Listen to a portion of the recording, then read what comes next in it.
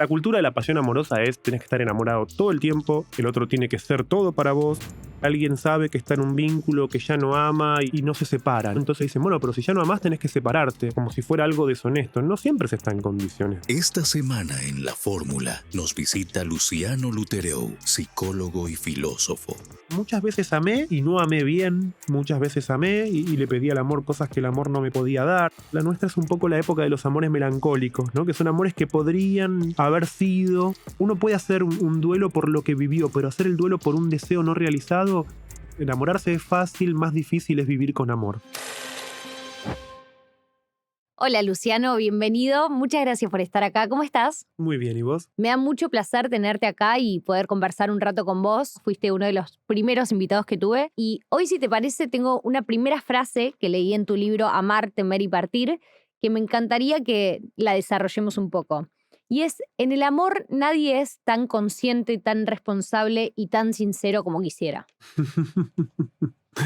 Bueno, no me acuerdo cuál es el contexto de esa frase, pero lo que puedo pensar ahora al respecto es que en general tenemos una expectativa de sinceridad, de honestidad, ¿no? De que el amor sea del todo transparente, y por lo general en el amor descubrimos opacidades, ¿no es cierto? Creo que el sujeto, por decirlo así, amoroso, no es un sujeto transparente para sí mismo. También duda de sus afectos, incluso muchas veces estos se le presentan con cierta ambigüedad, ¿no? Que la responsabilidad está bien, ¿no? Es como, es importante como principio o como ideal práctico, ¿no? En el sentido, tratemos de cuidarnos, tratemos de tener cierta responsabilidad recíproca, pero bueno, lo cierto es que siempre esperamos mucho más la responsabilidad del otro, ¿no? Y del lado de uno, bueno, es un poco más esquivo, y ni hablar todo lo que uno puede llegar a engañarse. Culturalmente hoy, esa pasión o esa cultura de la pasión amorosa nos trae muchos problemas, porque se nos vuelve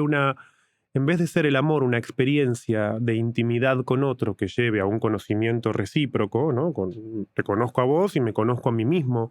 En el amor, las prescripciones de la cultura de la pasión amorosa nos dicen cómo deberíamos estar viviendo el amor.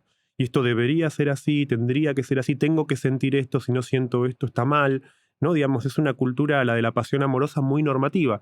A mí me interesa pensar más bien en el amor desde la ambigüedad, desde sus matices, que creo que es la forma más humana que también tiene el amor de vivirse, y que al mismo tiempo permite reconocer que el amor puede ser muchas veces eterno, pero también tiene su costado de finitud, concluye, ¿no? Tiene reveses, ¿no? Digamos, intensidades fluctuantes. Sí, la cultura de la pasión amorosa es: tenés que estar enamorado todo el tiempo, absolutamente, el otro tiene que ser todo para vos, pero claro, eso es una norma, no es una vivencia. Más que una cultura del amor, la nuestra es una cultura que refuerza todo el tiempo el enamoramiento. Y esa intensidad, ¿no? Asociado a lo que dije antes de la cultura de la pasión amorosa, ¿no? Digamos, genera una gran exigencia de prioridad, ¿no? Donde me parece que si yo trato de plantear matices, no es porque no crea en el amor, sino porque busco un amor menos ideal y más real, ¿no? Creo que en cierta medida lo- los principios o las prescripciones amorosas hoy en día restringen mucho la posibilidad de vivir el amor, porque no nos aceptamos, porque tenemos un montón de requisitos, porque también al mismo tiempo nos vamos volviendo más grandes, pero seguimos amando como si fuéramos muy chicos, ¿no? Digamos, esta idea del amor omnipotente, la incondicionalidad amorosa. Imagínate para alguien que, por ejemplo, se separa, tiene hijos, ¿no? Como no puede vivir esa pasión amorosa, digamos, el amor por los hijos, o sea, esto es muy corriente a veces escucharlo en la experiencia del psicoanálisis, de conflictos en relación con que una nueva pareja se pone celoso o celosa de los hijos de la pareja, no, digamos, el amor es una experiencia de integración, ¿no? De acercamiento y de apertura de mundos, ¿no? Creo que hay una frase que yo no conozco muchas definiciones del amor, ni tampoco me gustan mucho las definiciones, pero me gusta en particular una idea de un filósofo francés que se llama Deleuze, que él dice que en el amor conocemos el mundo de otro y conocemos el mundo a partir de otro. Y esa idea de conocimiento de mundo, de apertura de mundo, a mí me parece que es muy, muy enriquecedora. No es ser la prioridad, ser en el amor conozco a alguien que es el objeto absoluto de mi deseo, ¿no? Se me abre un mundo, el otro retrocede un poco y yo conozco, puedo ver el mundo a través del otro y tengo un mundo nuevo para mí. a partir del otro. Creo que esa es al menos lo pienso así, ¿no? Como la idea de un amor más real, ¿no? Que no es real en el sentido de la resignación, al contrario, creo que destaca mucho más lo que tiene la realidad de posibilidad, de potencia, en todo caso, y no tanto el ideal como una cosa fija que tiene que ser así o no es nada. ¿Por qué crees que cuesta tanto? Recién mencionás este ejemplo de alguien que se siente reemplazado, que tiene miedo que lo reemplacen. Sin embargo, creo que hay veces que hay dos personas que están en una relación, que la relación no está bien y que las dos personas reconocen que no está pasando nada o no está pasando lo que debería suceder.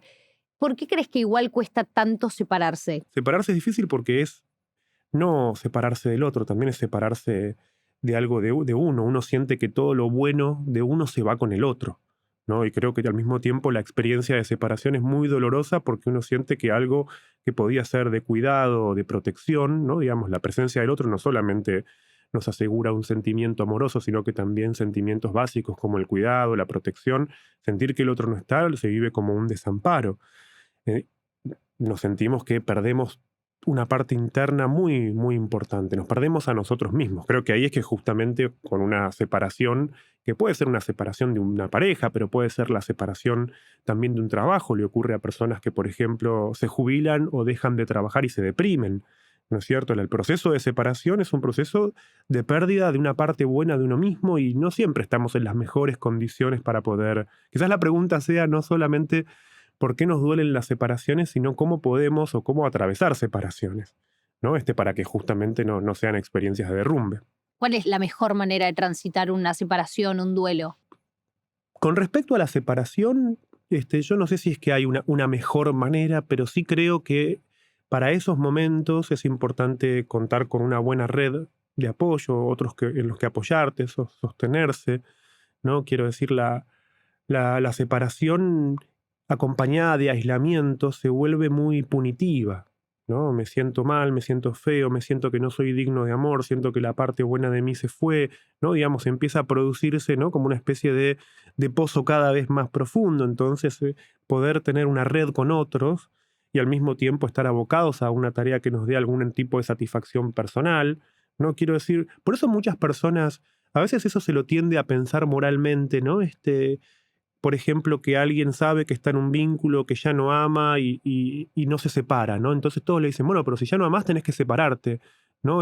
O como si fuera algo deshonesto. No siempre se está en condiciones de atravesar un proceso de separación, porque la separación es desestructurante, es internamente desestructurante. Entonces no...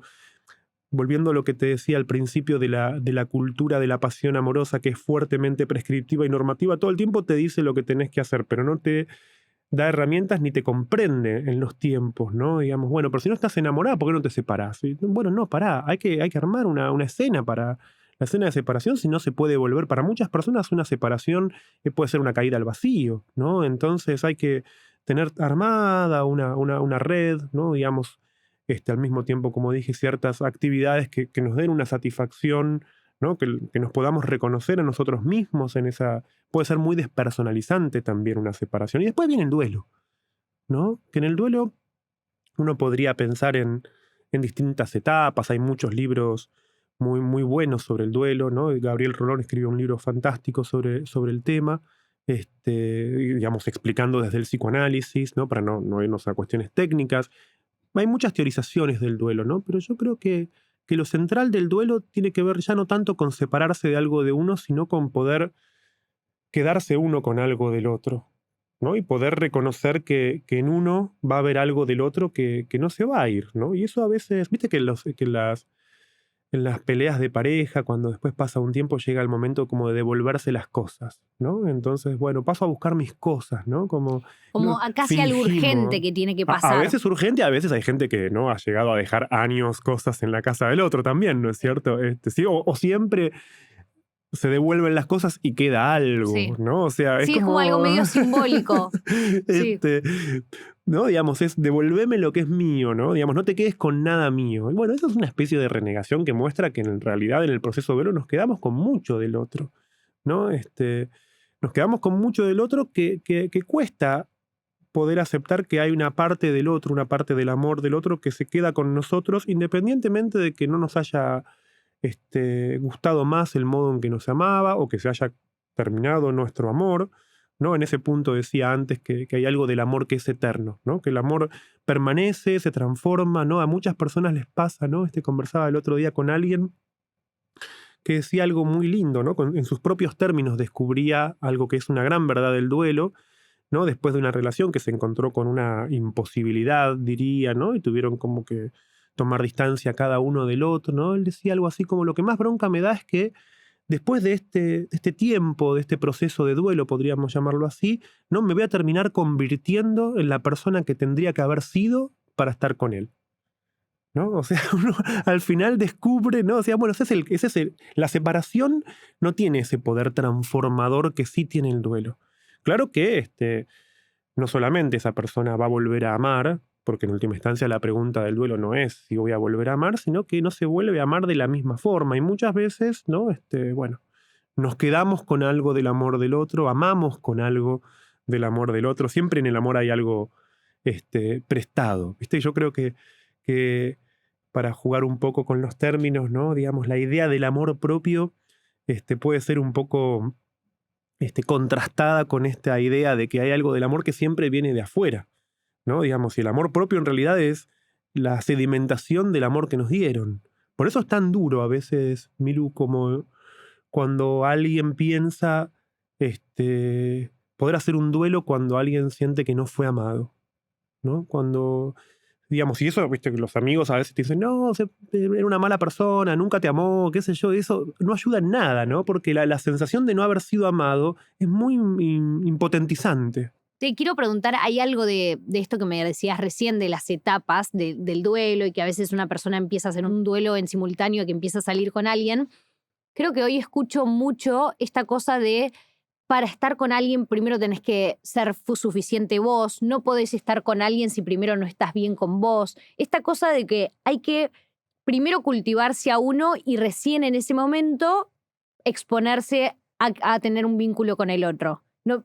¿Ubicás lo que digo? Sí. Que hoy existe, es una narrativa que se usa. Exacto, es una narrativa frecuente hoy que tiene una parte de verdad y una parte, diría, como de exagerada, ¿no? Como demasiado individualista, ¿no? Como de estar bien con uno mismo, qué sé yo. Creo que si de eso dependiera, ¿no? Lo cierto es que no estaríamos solos, ¿no? En definitiva, elegiríamos. Creo que sí lo que refleja esa frase de una manera más realista es que muchas veces buscamos estar con alguien por cuestiones no resueltas, ¿no? O sea, que utilizamos el amor como el vehículo de elaboración de cuestiones o de otras frustraciones que no logramos resolver. Entonces, ¿no? Digamos, el amor tiene un costado medio, es un poquito ansiolítico, un poquito antidepresivo, ¿no? Pasa es que se puede volver, ¿no? Digamos, un consumo más, ¿no? Entonces, en cierta medida, ¿no? Yo creo que por ahí reformularía esa frase en términos de que lo mejor que nos puede pasar es que, en última instancia, cuando recurrimos al amor,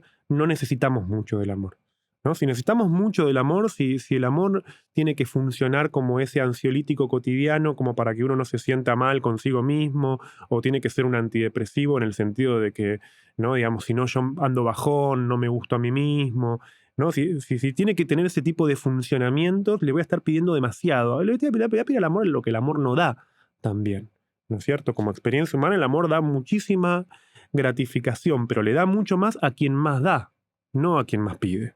Hay unas menciones en tu libro, no me acuerdo ahora textual como lo decías, pero que llega cierto momento en la vida donde uno empieza a asumir que hay ciertas cosas que ya no van a suceder, que se pasó el tiempo y pasaron, y que un poco en la edad mediana uno empieza a duelar no solo las cosas que ocurrieron, sino las que no ocurrieron. Y también esto te lo pregunto porque creo que hoy una frase también muy usual de escuchar es: nunca es tarde, no hay tiempos para las cosas. ¿Qué pensás de esto? Sí, creo que en cierto punto la nuestra es una cultura muy presentista, ¿no? Muy del presente y de un presente continuo. Y en ese punto coincido con vos en que pareciera que siempre va a haber una nueva oportunidad, o que, bueno, más adelante, ¿no? Se va a poder, ¿no? Porque las condiciones más adelante van a ser las mismas que ahora, ¿no? Incluso, bueno, la extensión de la vida sexual y la vida erótica, ¿no? Digamos, más allá de ciertos límites que para antes eran, ¿no? Digamos, antes había los límites biológicos, marcaban también los límites simbólicos, ¿no? Hoy en día, ya sea desde que existe la pastilla, desde que está la posibilidad de concebir por medios que no son los habituales, ¿no? Bueno, que son los nuevos modos habituales en realidad también, parece que uno logra extender las fronteras, al menos de la biología, más allá de lo que era hasta hace un tiempo. Ya no funciona como un límite necesariamente. Pero hay algo real que resiste. Y yo creo que eso real que resiste es que, aunque se pueda, no va a ser de la misma forma, va a tener otras condiciones, ¿no? Digamos, alguien puede, por ejemplo, llegado el caso, decidir avanzar con un embarazo por fuera, ¿no? De una pareja y, por ejemplo, ¿no? Hacerlo de manera hacerlo a solas, ¿no? Hacerlo sin una pareja necesariamente y que eso no sea una experiencia trunca, pero es otra experiencia, Sí. ¿no? Y en ese punto creo que, que lo más importante ahí es que el modo en que el deseo pueda llevar las huellas de esa transformación, ¿no? Digamos, creo que lo complejo ahí es que cuando uno tiene que cambiar el modo, uno puede llegar a lograr ciertas cosas que fantaseaba de otro modo a como la había fantasiado. Pero ahí lo difícil sería decir, bueno, es lo mismo. No, no es lo mismo, ¿no? Que algunas cosas que hayamos llegado a ciertas cosas a través de un dolor, ¿no? Digamos, no es un mal camino, ¿no? El camino del dolor es un camino también no sé si de aprendizaje, pero sí de transformación del deseo. Tampoco estoy muy de acuerdo con esta cuestión didáctica de que de todo aprendemos algo. Hay sufrimientos que son como inútiles, ¿no? Hay cosas que tal vez si uno hubiera sido menos neurótico, si uno hubiera estado menos enroscado, si no se hubiera confiado tanto, si no se lo hubiera creído, en fin, podríamos mencionar mil situaciones, pero el dolor implicó a veces una transformación en nuestro deseo y está bien, no era lo que queríamos, ¿no? Pero aprender a querer las cosas o por ahí, para decirlo de otra forma, querer de otro modo que como lo fantaseábamos, para mí es un gran paso de madurez y de realidad, ¿no? Hay una frase que decías que va muy en torno a esto, que es: a veces es mucho más fuerte lo que no pasó entre dos personas que lo que sí pasó. Hay una canción muy linda, no me acuerdo ahora el nombre de la cantante, ¿no? Pero que dice en una parte, ¿dónde quedó el beso que nunca me diste? ¿No? Es como, ¿dónde quedó eso? ¿Dónde está? ¿No? ¿Qué pasó? Porque para el duelo eso es fundamental, porque el duelo, volviendo a lo que decíamos antes, en el duelo uno hace un repaso de lo vivido. Uno desglosa los recuerdos junto a otro en un duelo. Uno en el duelo puede volver, ¿no? Digamos, a escenas por las que pasó, pero por lo que no pasó, ¿cómo volvemos? O sea, son duelos imposibles. Lo que no ocurrió entristece profundamente, queda como algo. Por eso a muchas personas les pasa que tienen como amores imposibles, ¿no? Donde, por ejemplo, no sé, tuvieron una historia de 3 meses con alguien, y eso no prosperó, y después por ahí vuelven a verse después de un tiempo, ¿no? Y vuelven, y eso queda como algo que se arrastra melancólicamente, como un amor, ¿no? Milan Kundera hablaba de los amores ridículos, ¿no? Yo creo que la nuestra es un poco la época de los amores melancólicos, ¿no? Que son amores que podrían haber sido, ¿no? Que quedaron de realización pendiente y que son muy, muy, muy dolorosos, porque uno puede hacer un duelo por lo que vivió, pero hacer el duelo por un deseo no realizado es... Pero es loco que duela tanto como algo que, como hechos y vínculos y cosas que realmente tienen un afecto, porque al final lo otro no deja de ser un poco una fantasía. Mira, me hiciste acordar, el viernes me tomé un café con un ex profesor mío que no veía desde que yo me gradué del colegio, o sea, 10 años.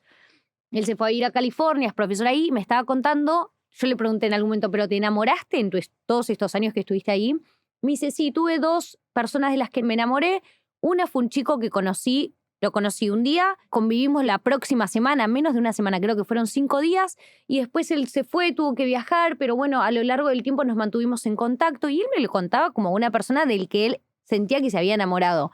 Y en mi cabeza yo decía, pero no conociste a esa persona, no conociste lo que le gustaba, sus intereses. Me impresiona que a veces la fantasía te puede llevar a sentir dolor, emoción, o sea, lo mismo que te puede provocar un hecho real, te lo puede provocar algo que al final es fantasioso y lo creas. Mucho más que la realidad. La realidad es frustrante muchas veces, ¿no? La realidad también es dolorosa, pero el sufrimiento psíquico por lo que permanece en un estado meramente potencial, ¿no? Es como le ocurre, viste, a esas personas que anticipan sufrimientos o anticipan situaciones y se las imaginan mucho más terribles, ¿no? Digamos, los pensamientos catastróficos que de repente dicen, ay, era una pavada, ¿no? Sufrí por, no sé, este examen, ¿no? El sufrimiento imaginario es mucho más doloroso que el sufrimiento real, ¿no? Bueno, pero eso es propio del ser humano. El ser humano sufre más de la imaginación, ¿no? que de la realidad misma. Total.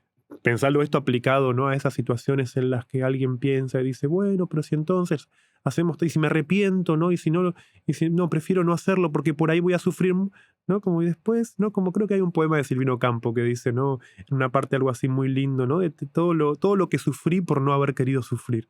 Es cierto, y aparte es cierto que cuando uno elige entre dos opciones, digamos A y B, uno termina eligiendo B, supongamos, y ese B no funciona, no era lo esperado, automáticamente uno pasa a pensar que el A hubiese sido todo lo contrario. Y a veces no, tal vez hubiese sido un error también, ¿no? Pero como que uno cuando se equivoca asume que la otra opción era la correcta. ¿Qué temas, por ejemplo, crees que hoy son tabúes? Si es que hay algunos. Porque me parece que la sexualidad, que lo fue por mucho tiempo, hoy es el tema más conversado tal vez. Sí, me preguntaba eso, como hay algunos temas que crees que todavía hay muchos mitos alrededor de... Bueno, mitos tiene que haber en todos, Sí, ¿no? cosas de Pero las que cuesta hablar, ¿no? sí, Digamos, a pesar de que por ahí se habla, ¿no? Digamos, creo que es difícil hablar de la finitud de la vida, ¿no? De la vejez. Sigue siendo un tema del que es muy difícil hablar, ¿no? Creo que porque la idea de vejez que tiene nuestra cultura es, bueno, haciendo ejercicio, haciendo, ¿no? Asociada a la salud, ¿no? Digamos, la vejez se la trata de una forma que es, bueno, no sos viejo, ¿no? O te mantenés joven, ¿no? Pero lo que es el proceso de envejecimiento, ¿no? De envejecimiento físico, pero también mental, ¿no? Creo que nos cuesta mucho no ver en la vejez un proceso de decadencia, ¿no? Y yo pienso más bien en términos de maduración, ¿no? Y de lo que es la adquisición progresiva de algún tipo de sabiduría, sobre todo para quienes empiezan a estar más cerca de ese otro gran tema del que es tan difícil hablar, que es la muerte, ¿no? Porque, bueno, también la nuestra como cultura en la que la medicina ocupa un lugar muy grande, ¿no? Digamos, la medicina logra extender la vida, pero a veces a costa de la capacidad de vivir, ¿no es cierto? Creo que en términos generales, a nadie le gusta pensar ni preguntarse, bueno, ¿y cómo voy a morir yo? ¿Cuándo? Ojalá que todos decimos, qué sé yo, nos enteramos de una persona de 70 años que fallece, ¿no? Era tan joven, decimos todavía, sí. ¿no? Nos cuesta mucho hablar de una vida orientada hacia su finalización, así como nos cuesta hablar de que los amores en determinado momento concluyen, ¿no? Digamos, también pensar una vida orientada hacia la finalización, ¿no? También nos cuesta mucho, nos cuesta también, creo que otro gran tabú es pensar lo real de las funciones parentales, ya sea la paternidad o la maternidad, desde un costado más realista, porque tenemos una idealización muy grande de esas funciones hoy en día, ¿no? Digamos, padre y madre como dos instancias que tienen que de alguna forma garantizar y equipar a los hijos de una manera que sea siempre gratificante. Nos cuesta pensar que por ejemplo, la culpa que puede sentir, y esto en el psicoanálisis lo conocemos bien, ¿no? Por ejemplo, una mujer que en el momento de parir puede sentir mucho miedo, ¿no? Y puede tener miedo incluso de perder la vida y puede llegar a tener el pensamiento de ojalá yo me salve, ¿no? Digamos, ojalá que esto termine y yo me salve, ¿no? Y no piensa en el bebé en esos minutos, ¿no? Digamos, y después eso se inscribe como una culpa tremenda, ¿no? Porque entonces que me privilegié a mí mismo por sobre mi hijo, ¿no? Pero bueno, uno podría decir, es un empuje de la autoconservación. O sea, siempre amamos a los hijos, el deseo por los hijos es constante, ¿no? Digamos, ¿cómo pensar las instancias de separación entre padres e hijos? O mismo la hostilidad, porque la hostilidad no necesariamente es la agresión ni es la violencia, ¿no? ¿Cuántos padres les pasa que porque como no pueden ser hostiles con sus hijos, terminan después explotando, ¿no? Digamos, como dicen ellos, acumulan y entonces después finalmente viven un episodio agresivo porque no pueden encontrar, no se pueden reconocer en ninguna situación hostil, no pueden apropiarse de la hostilidad más que por una vía finalmente ya como a través del enojo, ¿no? Y por otro lado está muy bueno esto que decías, ¿no? De que esta narrativa de que hoy en día sabemos que los primeros años son muy importantes. Yo diría sí, son muy importantes. Pero el desarrollo humano tiene dos tiempos. Tiene la infancia y tiene la adolescencia. Y la adolescencia es un tiempo fundamental de revisión de la infancia. En la adolescencia se reviven y reactualizan muchas cuestiones de la infancia para darle otro sentido, ¿no? Digamos, volviendo a la cuestión vincular, una experiencia fundamental de la adolescencia es el primer amor, ¿no? Ese primer amor que es importantísimo porque es un amor en el que se reactualiza la dependencia temprana, ahora con alguien que es de afuera de la familia. Por eso son amores tan trágicos, ¿no? El primer amor, ¿no? Digamos, el primer novio, la primera novia, son experiencias donde sumamente efusivas, digamos, se pusieron de novios hace 2 meses, no quiero estar toda la vida con vos, pienso los hijos, los nombres de los hijos, uno es muy gracioso, ¿no? Uno lo piensa, uno se acuerda, dice, tenía 16 años y estaba pensando nombres de hijos, porque en realidad trae toda la carga de la dependencia temprana, pero con el propósito de que eso concluya. Uno empieza a amar después de ese primer amor. Yo me acuerdo de un muchacho que me contaba el otro día que después de que se peleó con su primera novia, le puso vendió, era esto hace unos años, ¿no? Vendió un Discman, ¿no? Y contrató un pasacalles, ¿no? Y hoy se puede reír y dice, qué ridículo lo que hice, ¿no? Digamos, o sea, tenía un Discman que era para mí mi objeto más preciado, fui y lo empeñé para tener plata, para ponerle un pasacalles y decirle, sí, vos me muero, y no me morí, ¿no? Lo cierto, pero esa experiencia hay que hacerla. Puede haberse de alguna forma con ese primer amor, haberse depurado de los componentes infantiles del amor de origen. Hoy en día es lo que no ocurre muchas veces. ¿Por qué? La pregunta ahí sería ¿por qué permanecemos, a pesar de los años, 20, 30, un amor, alguien que no haya atravesado la etapa adolescente, sigue amando con componentes y condiciones infantiles que son muy estrictas? Por eso lo que se llama a veces amores tóxicos o relaciones intensas, son relaciones amorosas que no pasaron por la reformulación adolescente. Por eso sí, la narrativa de es muy importante lo que ocurre en la infancia, absolutamente, pero no nos olvidemos también del periodo de la adolescencia como un periodo de importantísima reformulación. Incluso la persona que haya tenido las carencias más profundas que puede haber en la infancia, ¿no? Digamos, si en el transcurso de la adolescencia se encontró con una experiencia gratificante, bueno, puede no salir por la vía del resentimiento, no está condenada, porque para mí esto es muy importante subrayarlo, porque si no estaríamos condenados a repetir el pasado. Seríamos simplemente un efecto de vivencias tempranas de las que en cierta medida fuimos pasivamente tratados. No, también la adolescencia la adolescencia que puede venir a los 16 o como ocurre más hoy en día a los 20 y pico, ¿no? Y ahí volvemos a lo que decíamos antes, por eso es tan importante tener una perspectiva de madurez, ¿no? Digamos, hoy en día es verdad, no son buenos tiempos estos para la adolescencia porque, qué sé yo, muchos pibes en lugar de estar como viendo de quién se enamoran, están con, no sé, con las apuestas online, ¿no? O sea, están mucho más metidos en mundos o micromundos que son ajenos al de la experiencia del amor. Me interesa mucho esto del amor adolescente y que después, si uno no lo vivió bien, arrastra problemas en la vida amorosa toda la vida, más allá de que entiendo que es un amor medio infantil, un amor que todo lo puede, un amor donde no hay ambigüedades, que son las ambigüedades que hablamos recién. Pero ¿qué representa? Porque lo que me decís a mí me resuena con muchos adultos. O sea, yo creo que hay muchos adultos, y por no decir la mayoría que conozco, que escucho, y que un poco el enamoramiento te hace eso, te vuelve más infantil. Dependiente. Dependiente. ¿No? Digamos, creo que lo que está en juego es un amor centrado obsesivo, en una dependencia absoluta, ¿no? Digamos, con el tiempo, uno podría decir, en la medida en que se lo elabora, la dependencia amorosa es relativa, ¿no es cierto? Permite que, por ejemplo, entre dos personas haya distancia, que cada uno pueda tener su mundo, que haya una integración de mundos, un crecimiento conjunto, ¿no? Hay que haber adquirido un grado de dependencia relativa para que el amor sea de alguna forma un motor constructor, ¿no?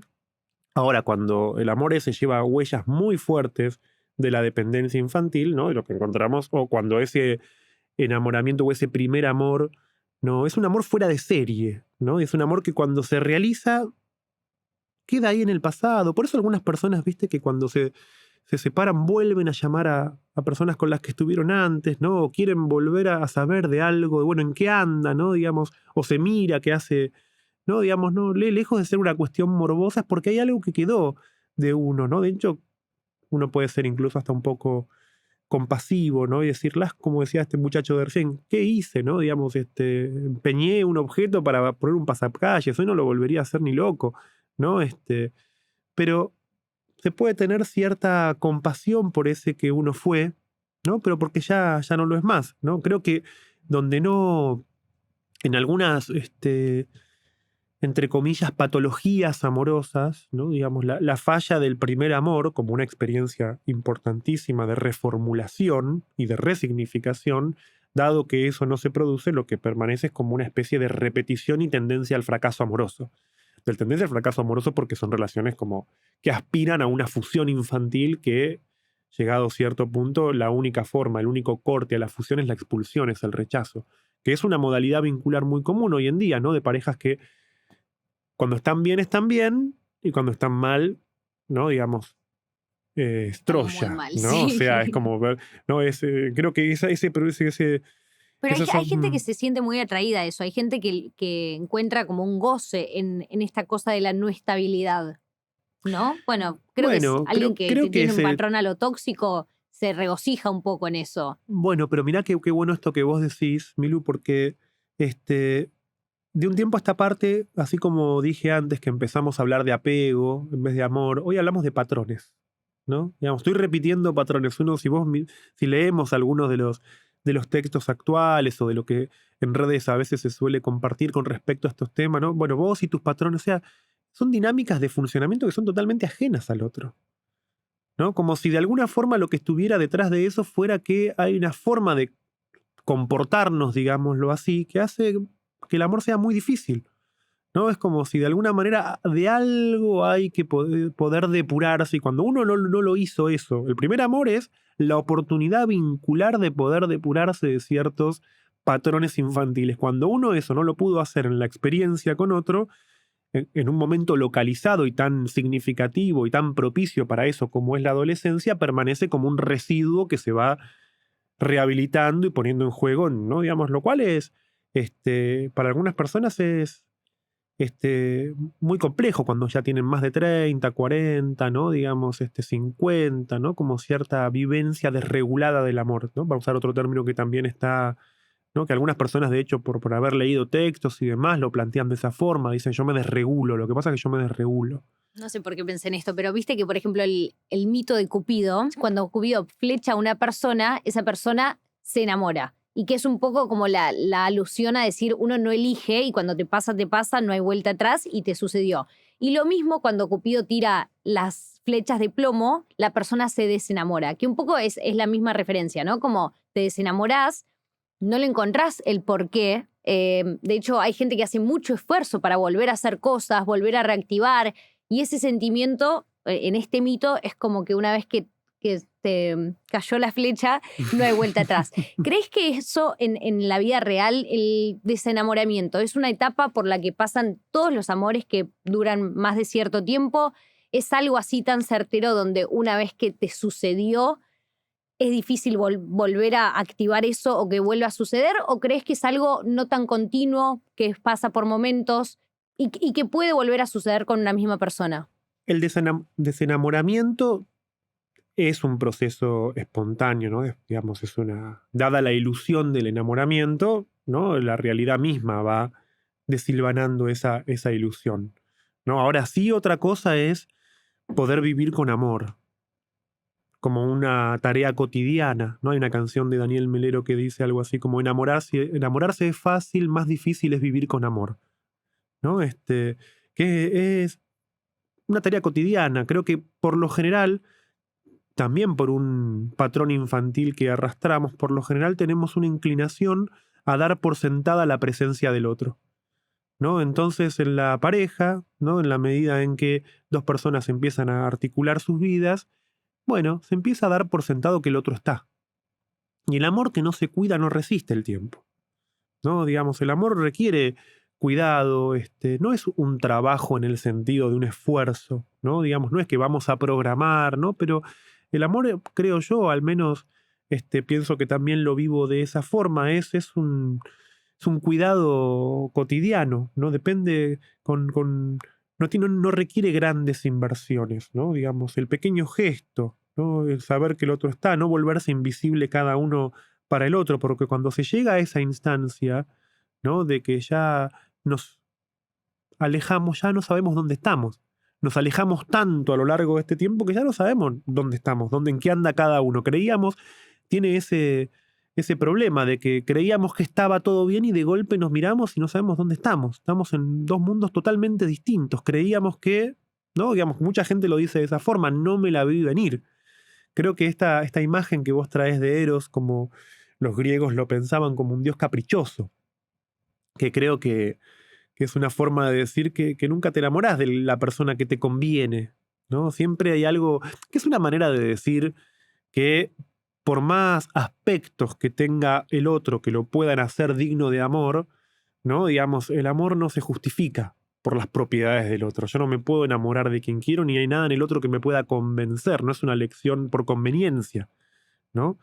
Depende de algo que va a ser oscuro. Quizás voy a saber con el tiempo por qué me enamoré de alguien, que no depende de ninguna propiedad ni de ningún rasgo o aspecto del otro. Eso me parece que también es una forma de poder ubicar cómo cuando una pareja en el tiempo, ¿no? Digamos, va modificándose, es posible, ¿no? Que ese amor vaya mutando, como hace un rato hablábamos, ¿no? De cómo la aparición de los hijos modifica el amor, ni hablar después también cuando hay alguna situación difícil, como puede ser una enfermedad, ¿no? Y tener que salir adelante alguna situación, eso también puede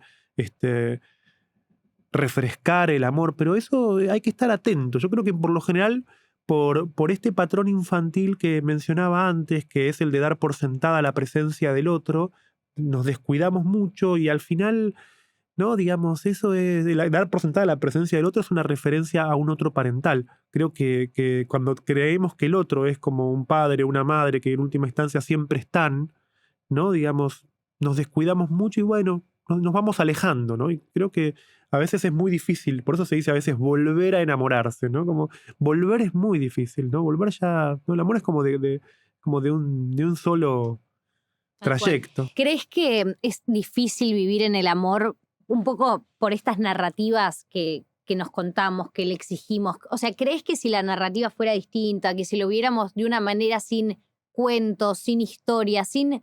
Bueno, es lo que me decías al principio de la charla de que el amor debe ser, ¿no? Como que tenemos muchas ideas y muchas exigencias de lo que debería ser. ¿Crees que mi pregunta es si es más algo cultural o crees que no importa cuál sea, porque en 200 años nos vamos a contar una historia distinta del amor, de las relaciones, todo, o que naturalmente es difícil estar con el otro? Sí, es muy difícil estar con el otro, es muy difícil, ¿no? Poder encontrar también un modo de estar con el otro que incluya la ausencia del otro. Para mí eso es fundamental. Lo que caracteriza a un vínculo, el vínculo es una parte estar con el otro en presencia, pero también es estar con el otro cuando el otro no está, ¿no? Y poder sentir los efectos de la ausencia, ¿no? Extrañarlo, ¿no? Digamos, o ir por la calle y ver algo y decir, después le voy a contar, ¿no? O sea, tenemos todo un vínculo, ¿no? El espesor del vínculo se da con la ausencia del otro y eso, poder darle lugar a la ausencia del otro de una forma no abandónica, o sea, no sentir que cuando no estoy con el otro estoy solo o estoy abandonado o el otro está haciendo otra cosa o ponerme celoso, paranoiquearme, lo que fuera, ¿no? Digamos, es muy complejo. Y creo que, volviendo a lo que decíamos al principio, cuando te decía que como psicoanalista para mí la experiencia del inconsciente es muy importante, ¿no? Eso está en un dicho popular que dice, dime de qué te jactas y te diré de qué careces, ¿no? O sea, nuestros relatos enfatizan un montón de cosas, pero todo lo que enfatizan encubren muchas veces lo contrario, ¿no? O sea, tenemos relatos muy enfáticos del amor, muy idealizados, aunque se haya criticado al amor romántico. Lo cierto es que lo que vino después del amor romántico no es una experiencia más real del amor, ¿no? Vino una experiencia contractual del amor, ¿no? Que es bueno y entonces cada uno tiene que decir sus necesidades y yo te digo lo que necesito y vos me decís lo que necesitas y negociamos y nos ponemos de acuerdo y estamos vigilándonos, ¿no? O sea, Es no, verdad. es un amor de muy poca confianza, ¿no? Como el descubrimiento recíproco y la confianza se juega, creo yo, por otro lado. Y creo que sí, la experiencia amorosa no es solamente una experiencia sentimental, sino que es una experiencia de desarrollo personal. Uno, al menos si lo pienso, desde el punto de vista de mi vida personal, yo creo que en muy pocas situaciones yo estuve en condiciones de amar, ¿no? Muchas veces amé y no amé bien, muchas veces amé y le pedí al amor cosas que el amor no me podía dar, muchas veces me obstiné, ¿no? Digamos, y pocas veces creo yo que estaba preparado para amar. Y estar preparado para amar no quiere decir que uno está 100% listo, ¿no? Quiere decir que uno cuenta con el tiempo, que puede hacer una experiencia y que va a enriquecerse con esa experiencia. Y creo que la, la tolerancia que uno tiene que tenerse a sí mismo en relación al amor, ¿no? Digamos, es un rasgo que no destacamos mucho hoy, ¿no? Como hoy estoy como mencionando muchas canciones, pero pienso en Me encanta igual. esa de Phil Collins que se llama You Can't Hurry Love, no puedes apurar el amor. Sí. Bueno, es eso, ¿no? En definitiva, no puedes apurarlo, vos no puedes decidir amar, ¿no? Digamos, no puedes decir, bueno, muchas de las preguntas actuales es ¿cómo hago para tener pareja? Y cómo no funciona así, ¿no? Como para que sea una experiencia amorosa hay que recorrer otros caminos, ¿no? Hay que hacer algunos rodeos, ¿no? Hay que estar como en una disposición, ¿no? Es una disposición que en todo caso sí se puede dar y a veces, bueno, digamos, a veces puede no ser correspondido Sí. también, ¿no es Hay, cierto? hay algo de esto que vos lo mencionás también, que es, ahora hay una obsesión por no me vas a perder el tiempo, yo soy esto, no voy a ceder nada, como un individualismo que también va muy en contra de, sí, de algo que funciona cuando las dos personas pueden incorporar un poco de ellas mismas, ¿no? Como esta cosa de, sí, de sobre todo esto, no perder el tiempo, de no ceder casi nada de lo que uno tiene. Bueno, eso que decís a mí me parece que está buenísimo de vuelta, ¿no? Digamos, no es que haya tips, consejos o recetas, pero me parece que eso es algo que sí se puede medir. Cuando uno conoce a alguien y está todo bien, ¿no? Y hay como una buena química, por decirlo así, creo que algo que a veces a lo que no le prestamos atención, pero que sin embargo es muy importante, es si el otro tiene lugar para alguien en su vida o no. Creo que eso es algo que uno lo puede medir de antemano, ¿viste? Con alguien puede estar todo bien, pero en última instancia la disposición al amor se acompaña de hacerle lugar a alguien en tu vida. Si eso vos lo podés ver, si el otro está demasiado... Pero ¿no Este, crees que hay una frase también conocida hoy? Estamos agarrando mucho ¿no? de frases y canciones, pero el que quiere hacerse el tiempo puede. O sea, si uno tiene ganas, el tiempo te lo encontrás, lo acomodás. No sé, yo no Sí, le creo mucho a la gente el que tiempo dice, siempre se hace, eso está sí, claro, nadie lo tiene de antemano el tiempo. El tiempo sin duda, ¿no? Digamos, se produce, pero creo que lo que se puede verificar es si alguien está dispuesto a hacer ese movimiento, ¿no? Creo que ahí volviendo a lo que decíamos antes, como el amor es una experiencia de transformación personal, al menos algún tipo de huella de transformación o de insatisfacción con respecto a la propia vida tiene que haber, ¿no? Porque ahí es donde el otro va a entrar y va a generar algo y te va a modificar, ¿no? Digamos, es como la frase de, bueno, quiero estar con alguien que sume, pero no, porque la idea de la suma no es adecuada, porque es lo que hay más algo y en realidad, ¿no? Digamos, alguien que entra en tu vida desacomoda, algunas cosas empiezan a ir, ¿no? Como, a partir de conocer a alguien, cosas que te gustaban te dejan de gustar, te empiezan a gustar otras, qué sé yo, ¿no? Como que en definitiva es como un motor muy especial, no es solamente una cuestión mecánica. totalmente. Luciano, te voy a hacer la última pregunta y que se la hago a todos cuando pasan por este podcast, que es, contame algo que hayas escuchado, leído, lo puedes haber visto en Instagram, te lo contó un amigo, no sé, cualquier cosa que te gustó, que te quedó resonando en la cabeza, que te llamó la atención y que hoy te gustaría compartirlo. Leí una página de un libro de Gershom Scholem, que es un especialista en cultura hebraica, yo no conozco mucho del tema, pero de casualidad lo leí porque llegué a esa página buscando otra cosa.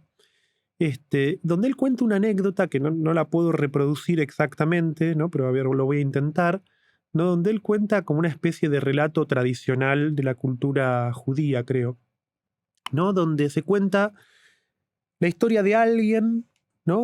Un rabino, creo, ¿no? Que en determinado momento, ¿no? Se levantó de su casa, fue al bosque, prendió un fuego, rezó, ¿no? Y el milagro se produjo. En la generación siguiente, ¿no? Digamos, alguien se levanta de su sillón, ¿no? Digamos, va hacia el bosque, ya no sabe prender el fuego, pero reza y el milagro se produce. En la generación siguiente, alguien se levanta, solamente va hacia el bosque, reza y el milagro se produce. Una generación más, la persona ya no sabe dónde está el bosque, ¿no? Una generación más y la persona ya tampoco sabe rezar. Eso habla de nosotros, ¿no? Digamos, solamente está sentado en su sillón. Y cuando está a punto de desesperarse, se da cuenta de que no tiene motivos de desesperación porque al menos conoce la historia.